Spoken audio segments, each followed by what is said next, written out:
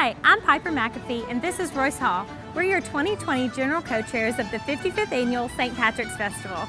Participating in the Dublin Lawrence St. Patrick's Festival is fun and rewarding, and we want you to become part of this festivity with us. There's a number of ways to volunteer, such as at the Irish Balloon Fest, March 13th and 14th, and Super Saturday on March 21st.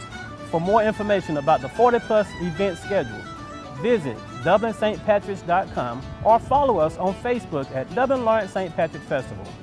Join us as we leap into St. Patrick's 2020. Happy 55th St. Patrick's! Aaron go brah!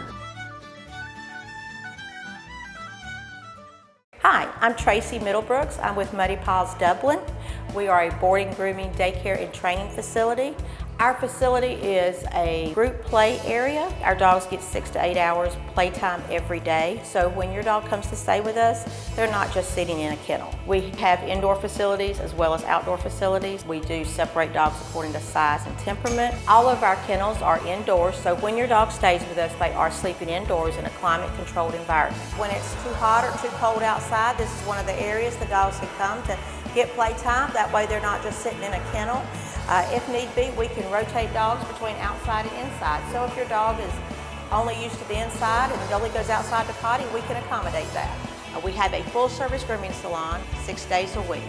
We also offer training. I am a certified professional dog trainer. I can do everything from basic obedience up to canine good citizens test. So if you have any questions, feel free to call. Most of the training is done here on site. We have boarding also, as well as daycare. Boarding starts at $27 a night. We do give a multiple dog discount as well as military discounts. We like to say that a tired dog is a happy dog. When your dog comes to stay with us, we look at that as them getting a vacation.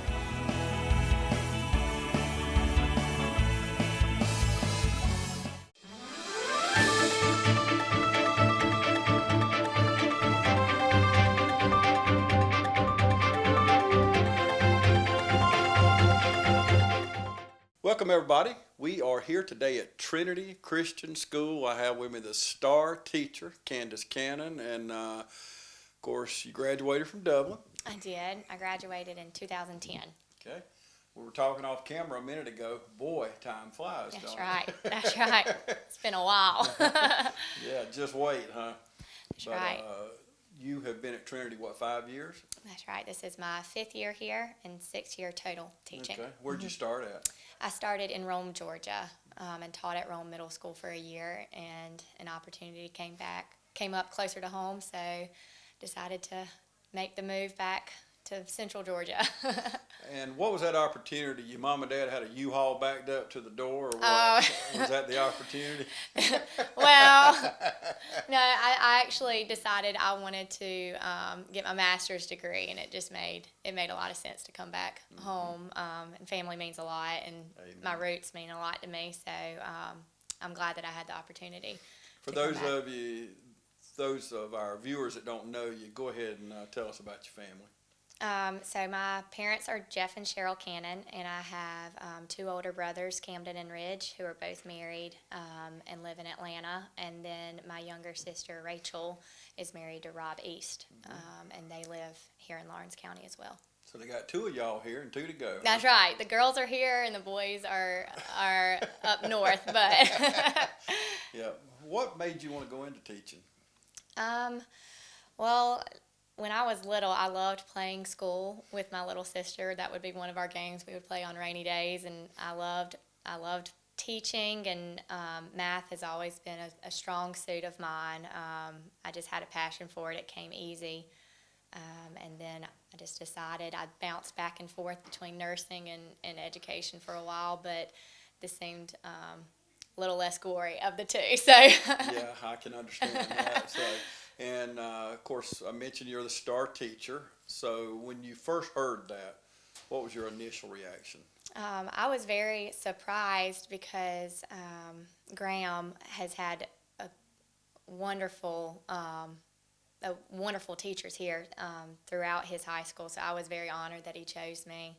I was not expecting it at all, but he's had a great set of teachers during his time here. So just surprised and honored. Yeah, and I know you're proud, and I say this everywhere I go, we have great schools in Lawrence County, East, West, Dublin, Trinity. We have great school choice. So we're fortunate there that we have the schools, i.e. educators, that really love and care about their students. But and I know it's got to feel good to you here to work among some great minds. I'm in the schools a lot, so I see for myself in the classroom. So, but it's got to be an honor, isn't it, to work around such great people? It really is. I learn something every day. You never, even though you're a teacher, you never stop learning. So I learn from my administrators, fellow teachers, and I learn a lot from my students too. They've taught me a lot, how to be a better teacher and just how to think about math differently. They'll come up with something, and I'm like, I've never thought about that before. So yeah, we have a great community that backs up our education as well. So before we get in more about Graham, there's two teachers that have retired that are not here anymore that I still do. I love so much. One, Faye Price, who taught me in high school, taught for many, many years. Obviously, if I've been out 40-something years, she taught, and she just retired. That's right. So this past year, and Susan Frost, from someone who's been in both their classrooms, just phenomenal teachers. They are. I've learned from both of them during my time here. I hate that they're not here anymore because I felt like I only had them for a little bit to learn from, but they've taught me a lot about just classroom management and how to be a positive influence on the kids in the academic realm, but the spiritual side as well. And they're not here anymore, but they're talked about a lot and they're missed. Yeah, absolutely. And how is it, and I know your faith's important to you, I know your family well, but how is it where you can incorporate your faith in with teaching math or whatever the subject? Tell me about that.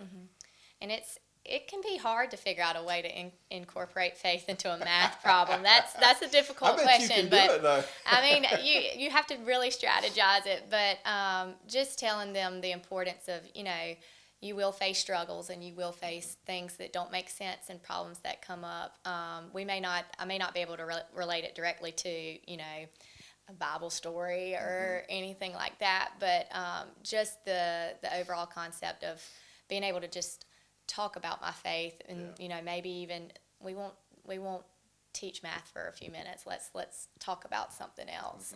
If there's something going on in the student body or anything else, I can kind of talk to them and pause the academics for a little bit and then talk about the real issues and what's truly important, and them knowing the material is important for them to be successful, but we want them to be more than just academically strong. We want them to be strong Christians and leaders of their faith when they leave here as well.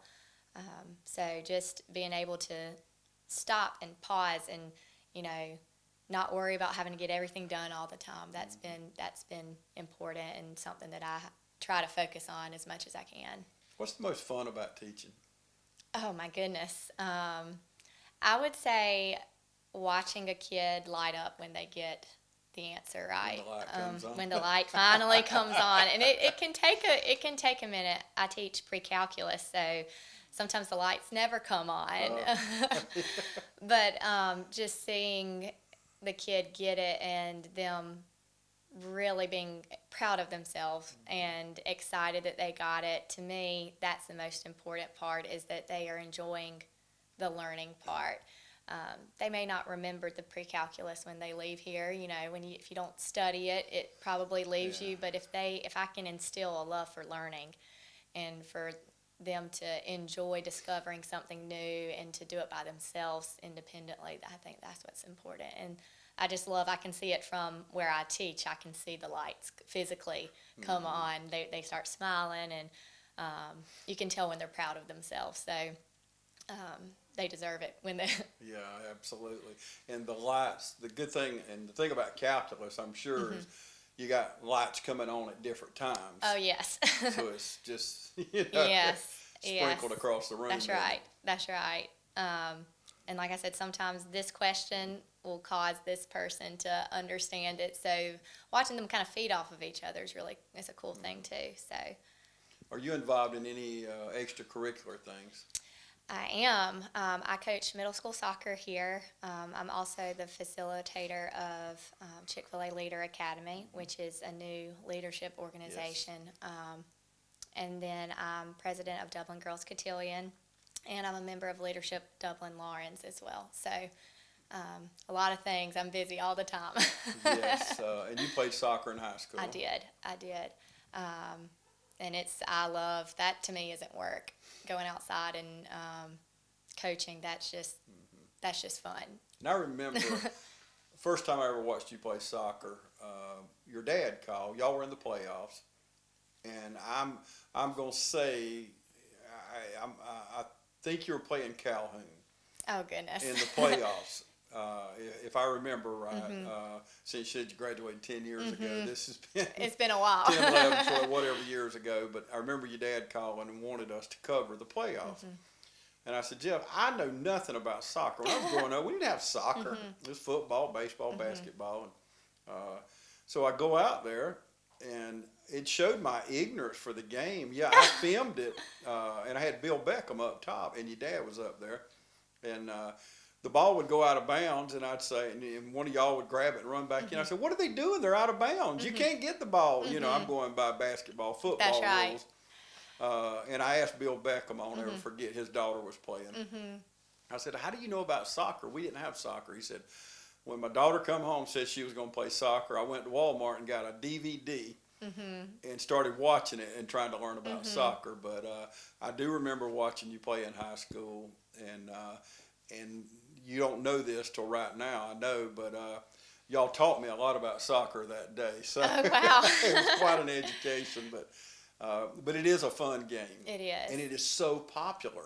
It is. You go out to Southern Pines during soccer season, there's a lot more kids playing soccer than the other sports that are being played at that moment. But what got you, I said all that to say this, what got you in soccer, and did you have to teach your dad about soccer? Well, I'm not going to go into that as much, but there's 4 kids in my family, and my parents always encouraged us to, try out all the sports and see which one you like the most. And when we were younger, we played all the sports: basketball, softball, swimming, and when we got into middle school, we kind of all we loved soccer. We traveled soccer since we were, 8 or 9, so we played travel ball for a while, and all 4 of us actually went the soccer route. That was it was kind of in our blood a little bit. Our parents coached us. My mom coached travel ball with my sister and me, and my dad with my brothers. And so, they taught us a lot. I think the more advanced we got, we might have been the ones teaching them a little bit, but they were very supportive. They were at every single game. They helped run the scoreboards and, did everything with Booster Club or providing food for us. So they were a tremendous amount of support for us and for our team. And I know all of my siblings were thankful for that, to have that support system behind us. But those are sweet memories. We love reminiscing on those. Soccer's nothing like family, right? That's right. That's right. There's nothing like family.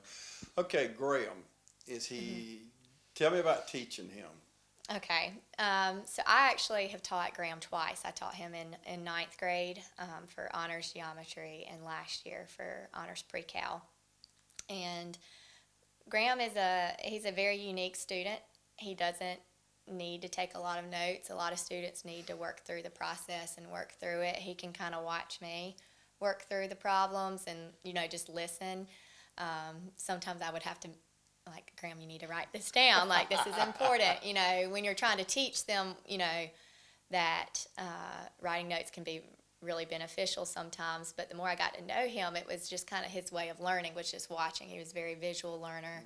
Didn't necessarily have to do it with me. He could watch me. But I can remember one thing about Graham that sets him a little bit apart from some of the other students that I've taught is I get into these really exciting explanations of why the math works. I get really hyped up when I'm explaining why this works, because I was the kind of student in school that I didn't want to just be told this was the answer. I wanted to understand the why, because I felt like if I knew the why, I would remember it better. So I kind of try to implement that into my teaching. I go into the why a lot, and I typically start to lose some of my students when I go into the why, because a lot of students don't care, or it's a little bit too advanced for them. They just want to get the answer and move on. But I can remember Graham being one who would like pay very close attention during my explanations, and I can remember several instances of him looking at me afterwards and saying, "That's pretty cool, Miss Cannon. Like, I'm glad you explained that." So he appreciates the why. It wasn't always about getting to the right answer. It's not about making the highest grade for him. It's about just understanding, which I think is what kind of sets him apart, and has made him so successful. And one of the main reasons I think he will be successful in the future is because he has that love for learning, and he wants to know the process. And not focus as much on, the grade you get on the paper, but just understanding the process and appreciating the process. I think that'll benefit him in his future endeavors for sure. Yeah, absolutely. And you probably wasn't surprised when he got the highest SAT score. I was not surprised at all. Just when you teach and you can hear the questions that are being asked, you could tell he's on a different level. And I have a lot of smart students out here, but he was one that I just knew that he's going to do really, really well. Yeah. Well, we're excited to talk with Graham. We're going to take a commercial break and come back and talk with him. Just a wonderful young man who's had a great run out here at Trinity Christian School. A lot of rich history here, and he's been a part of that, as has his family. Been a great part of that. Well, Candace, congratulations. I know it's quite an honor to be picked as star teacher. You've only been teaching, like you said, 6 years. So that's pretty good. You're 6 year already getting to be star teacher. How about that? Can't believe it. That's wonderful. But congratulations. Thank you so much for talking to us. Thank you. Y'all stay with us. We'll be back right after this. Hi, I'm Dr. Dustin Gay. I'm a local orthopedic surgeon with Houston Clinic Orthopedics, and we'd really like to invite everybody to come out to our new office facility to take a look at it. It's a larger space with physical therapy, and we're just excited to have it, and we'd love for people to come out and visit us. Come by and see us today at our brand new location, the Houston Clinic, Medical Drive in Dublin. There's a new place for senior care, a place with 24-hour valet service and a boutique salon, a place with all-day arts and crafts. It even has a day spa, a place that's so much like home because, well, it is home. Home Instead Senior Care, when you need personalized care in the comfort of home. Welcome back, everybody. I have with you, as promised, Graham Hill. How about that? Yes, sir. We've been talking to Candace before the break, and she had nothing but just compliment after compliment about you. So I better not get into all that. Your head might get big or whatever. But tell me why you picked Miss Cannon as your star teacher. Well, I picked Miss Cannon because before she came to Trinity, I don't know much about their math program before Trinity, but I know it definitely got a lot better when she came, and she's done absolutely everything she can when she was just a math teacher, and then even more once she was a guidance counselor. She raised the bar for what was expected of us in the classroom, and she helped us with the entire college process, because my brother applied when he went through the whole college application process before Miss Camden was guidance counselor. My mom said it was like night and day, because Miss Cannon was constantly there to answer questions, and she acted as a medium in between the colleges and everyone, and she was a huge help. Oh, she's wonderful. There's no doubt. Trinity is blessed to have her. There's no doubt about it. And yes, just sir. Based on what you just said, that just the proof's in the pudding, so to speak. But yes, sir. Tell me about the SAT. How do you prepare for a test like that? I mean, it kind of depends from person to person. Like, I know some people who just, like, they got some of the SAT practice books and they just hammered them. And personally, I took a class or two on test strategies. I couldn't say whether or not they helped me. Mm-hmm. But mostly for me, it was just like, I took it a couple times, and then I kind of understood the questions that were going to be on it and how to manage my time better. Mm-hmm. And what did you make? That's an excellent question. He didn't know I was going to ask hard questions, did he? So the one that counts for star student is the one-time sitting. Mm-hmm. I think my one time is a 1420. Okay. I'm not positive. I think it is, though. 1420 out of 1600. Yes, sir.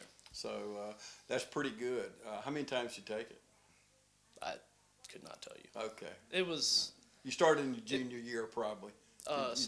Sophomore year. I probably took it 3 or 4 times. Okay, yeah. Well, and you need to. Most people do. Yes, sir. So, I understand you're headed to Georgia Tech. I am. Why Tech? Well, part of it's because I grew up on Tech. Like, that's just... Go Jackets. Yeah, there you go. Hey. But also just, like, I want to do aerospace engineering. Mm-hmm. And I'm not positive, but I'm pretty sure Tech is the only college in the state of Georgia that even has aerospace engineering.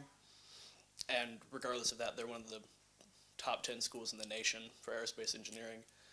And I considered some other schools, but they were all out of state, and the large majority of them were private institutions, mm-hmm. and I just can't afford that. Yeah. And what were some of the ones that you thought about? I applied to Stanford, mm-hmm. and Embry-Riddle, and because Embry-Riddle is the #1 aerospace engineering school in the mm-hmm. country. And I was going to apply to MIT, but I ended up not, because even if I got in, like, I wasn't even considering it at that point, because it's just way too expensive. It's like $80,000 a year. Wow. Yeah. That's a lot of money. Yeah, it is. That's a lot of money. Even with good grades and good, you're getting, like in Georgia, you get the Zell Miller and some things like that to help you along. Mm-hmm. And even not counting like Zell Miller and Hope, which are incredibly helpful. Yes. But when you get to like your Ivy Leagues and your MITs and stuff like that, they don't really have as many merit-based scholarships because everyone that's there like is incredibly talented academically. Mm-hmm. So like they might have like 1 or 2, but it's usually nothing substantial. Have you always pulled for Tech?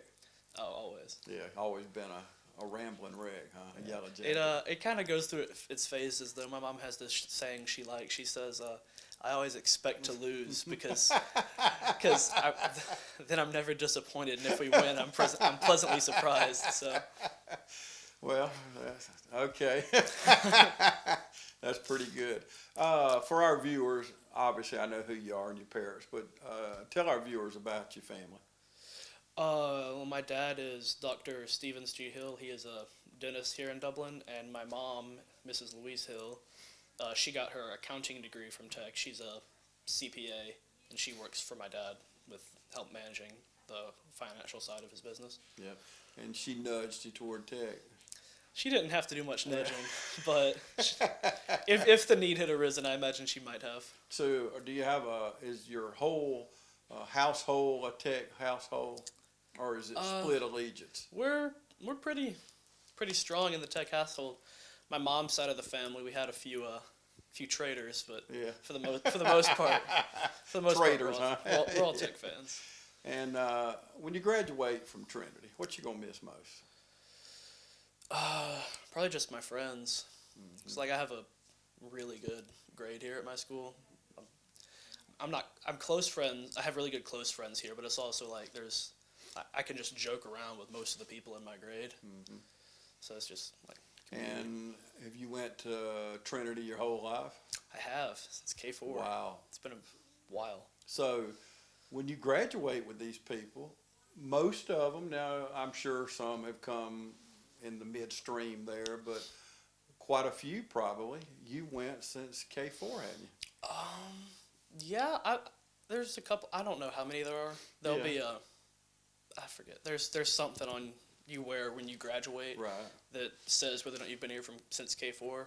So we'll know how many then. I think there are like 7 or 8 of us. Well, still, think about that.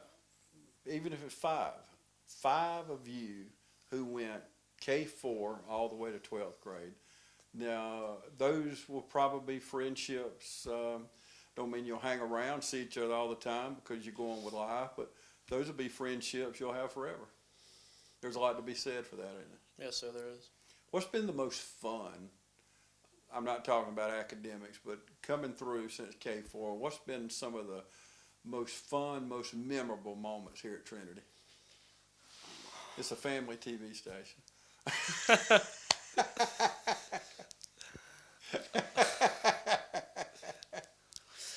Oh gosh, that's a tough question. There's a lot that's fun here, and there's a lot that's not. But You played football in sophomore, probably freshman and sophomore, I right? played football from 3rd grade to 10th grade. Okay, so probably a lot of memories there. A whole lot of memories there. You look like a football player. I can't believe you didn't keep playing football. He looks like a football player, don't he? A lineman or a linebacker come charging through there. What position did you play? For most of my career, lineman. In 8th grade, I played linebacker, and then 9th grade, I was a fullback. And I know you picked Miss Cannon as the star teacher, but tell me some teachers that I was talking to Miss Cannon a little while ago. 2 of my dearest friends retired from here last year, which was Faye Price and Susan Frost. Those are the 2 names that come to mind. And I kind of prompted you for that because I'm biased. Obviously, Miss Price taught me in high school and just retired. So you saying this old man here, she taught way back when. Yes, sir. And Miss Frost, just an incredible teacher. But teachers like that, you'll be thankful forever for, won't you? I definitely am. Miss Frost and Miss Price definitely helped me a ton. Just Miss Frost in science, and that's kind of the field I want to go into, so that was nice. And then Miss Price, she helped me with English, and I hate English, but apparently I'm okay at it. So. Well, Miss Price, I went to East Lawrence, and one thing about Miss Price, you didn't graduate without going through her. Yes. So if you was planning on graduating, you was going you through had to go Faye through Price, and as you know, there was no conning her or bluffing her, or you had to get it. Yes, sir. You know, you had to get it. And the same thing with Miss Frost, you know, and that's important. You want to get it. So any other teachers that made an impact on you? Oh, yeah, I mean, I'm thankful for all the teachers I've had. They've all made some impact, but those Miss Cannon, Miss Price, and Miss Frost have definitely made the most impact. Yeah. Well, good.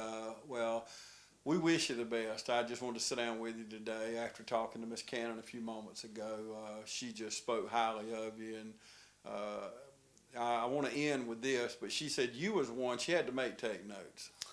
Is that true? She did. Now that's hard to believe, And Graham. Miss Frost, Miss Frost also got mad at me for not taking notes because I didn't take notes.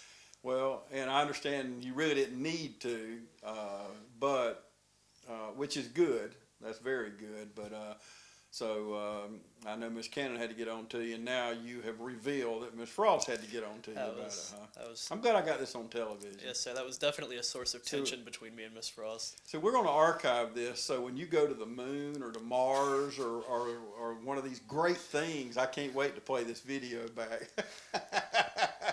Y'all remember this, because we're going to play this back 10, 12, 15, whatever years from now, when we say there's Graham Hill headed to Mars right there, or one of the many fields. There's so many things to do in the field that you're going in. It's just really wide open. It is, yes, sir. So, but we're excited about you going to Georgia Tech, and we wish you the best. I know you're going to miss a lot of things here at Trinity, but it's time almost for that next chapter in your life. Yes, sir. So, but we appreciate you talking to me today. Thank you so much. I'll just have to tell you, when we sit down a little while ago, Graham said, "How long is this interview?" I said, "Well, your part's about 12 minutes. He said, "That was 11 minutes more than I was expecting." So, but you did well. So that was a fast 12 minutes, wasn't it? It was. Yeah, see, it just make it easy. But I want to congratulate Candace Cannon wonderful teacher here, calculus, math teacher, and also the guidance counselor out here at Trinity Christian School. We're always excited to be on the campus here at Trinity. I want to thank Mr. Cooey and all the administration, the staff here at Trinity, always doing a wonderful job. And I want to thank Graham and Miss Cannon for joining us today. And thank y'all for joining us today right here on TV 35.